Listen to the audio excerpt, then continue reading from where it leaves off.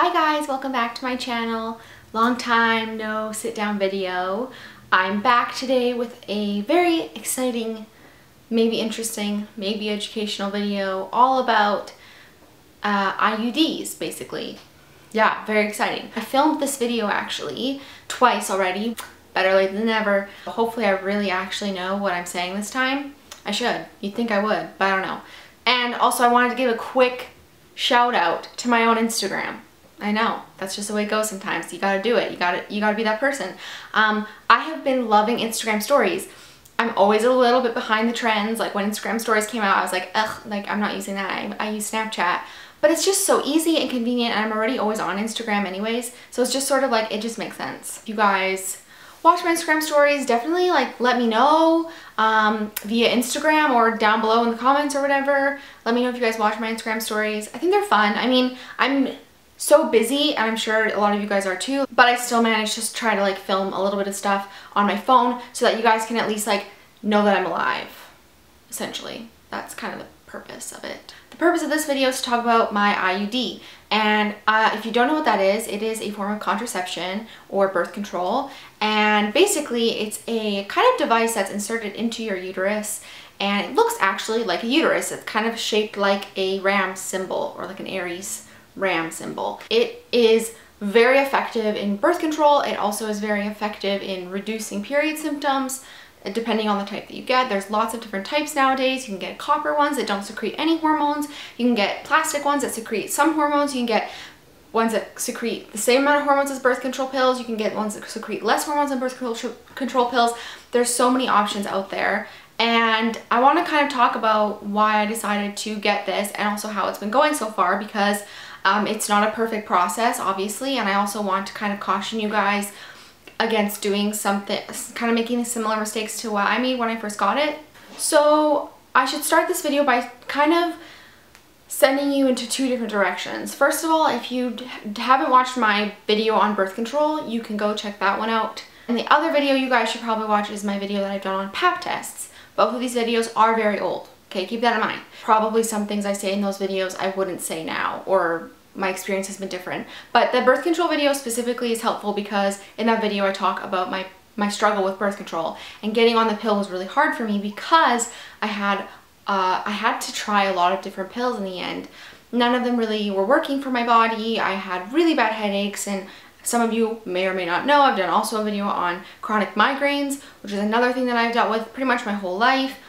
And I was getting my migraines triggered, I was getting lots of headaches, I was having lots of spotting, and so I had to try a variety of different birth controls before I ended up on one pill that I was on for about 3.5 years. It was a process for me to find a pill that worked for me, and once I found a pill that worked for me, I didn't really consider anything else, because it just, you just do it. You just have the pill, it's what you know, it's what you're used to, it's what you're comfortable with.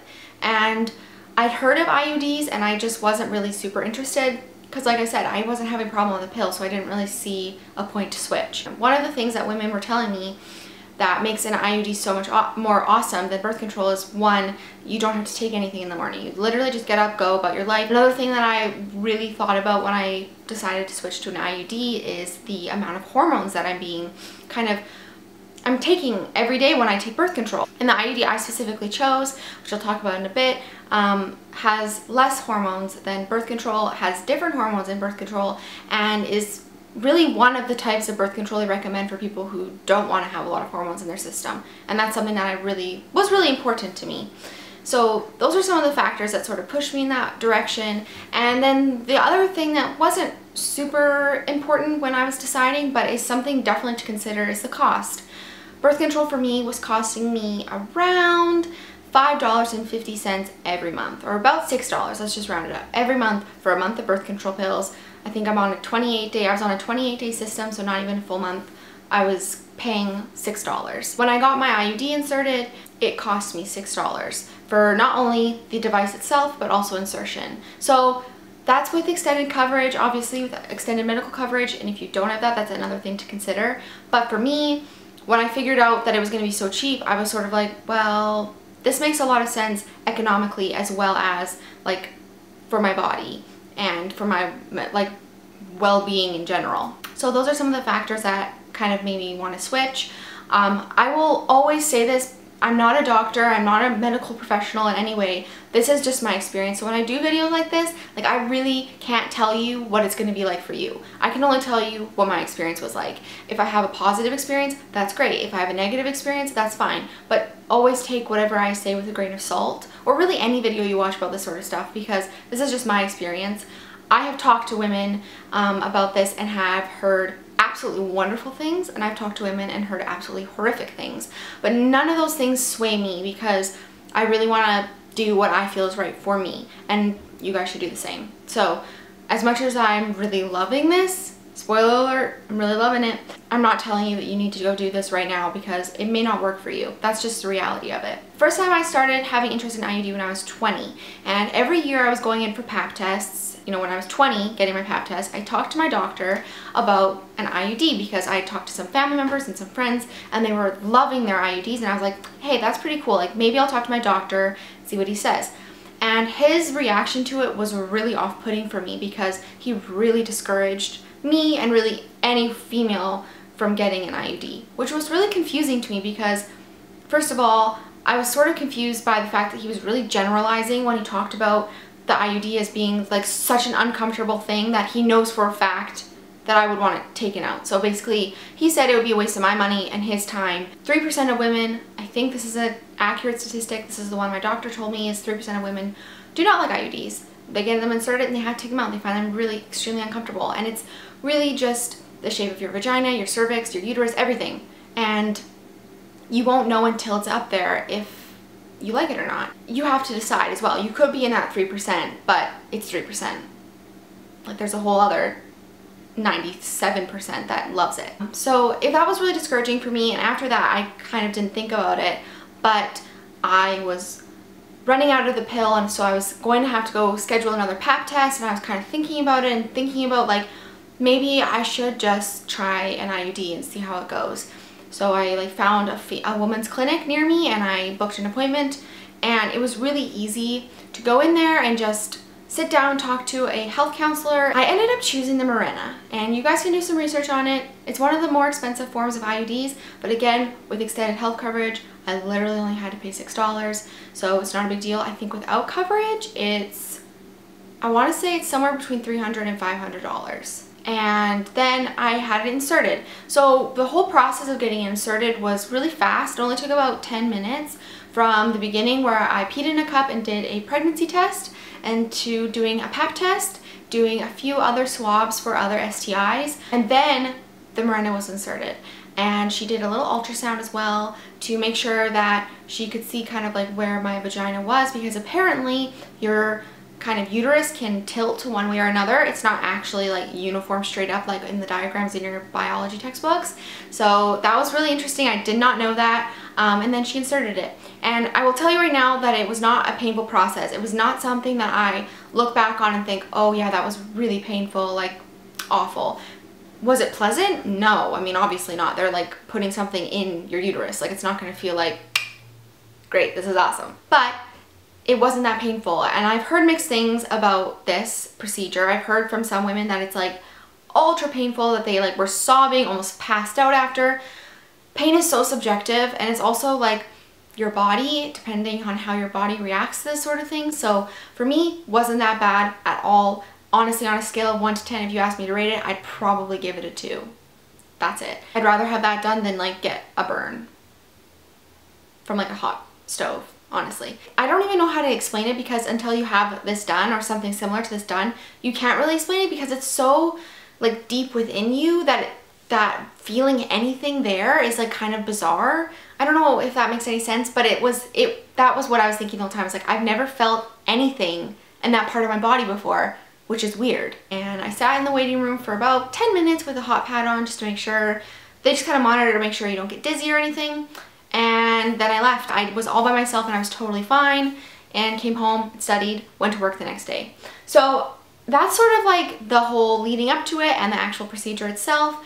The next, I would say 5 days, I had cramping, like a period cramp. Nothing really intense, and I only took Advil, I think, one other time, other than the day of, when you're supposed to take an ibuprofen the day, like an hour before your procedure. I had some spotting and then I had some bloating.